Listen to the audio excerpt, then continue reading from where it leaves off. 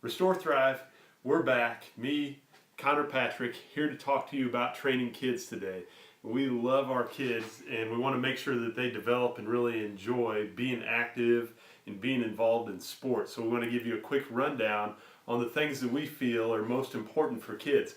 So in general categories, we divide development into two categories: human movement and human skills. So movement basically is upper body and lower body movement. That's horizontal pushing, pulling, vertical pushing and pulling. And the lower body, that's hip hinging, so that looks like a squat or like a deadlift, lunging and stepping.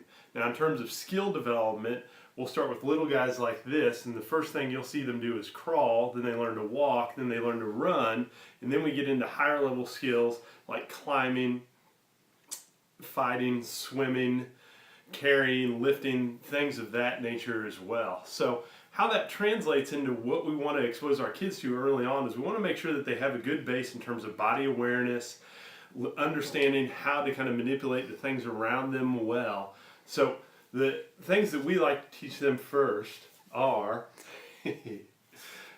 gymnastics, swimming, and then some sort of self-defense. And if we think about why this is important, gymnastics really teaches that basic body awareness and awareness of your surroundings. When we look at swimming, we know that that's, again, a fundamental human skill. And if we look at that from a statistical perspective, we know that with the number of drownings we have each year in the U.S., there's about 3,500 drownings each year in the U.S., and 20% of those are kids under 12 years old.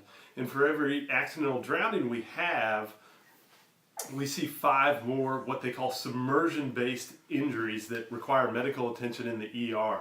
So we feel that swimming is one of those low-hanging fruit pieces that we can take off the table and really keep our kids safe. The last is self-defense, and the reason we feel that is important is it again goes back to that awareness of your surroundings. And we see so many people get into trouble in terms of their personal space being violated because they don't have an understanding of their personal surroundings. In terms of tactics and skills, that ability to learn how to defend yourself really translates well into higher level sports. When our kids get into sports, that awareness of their surroundings, how to control their bodies, and how to create leverage in space really translates to high level athletic skill.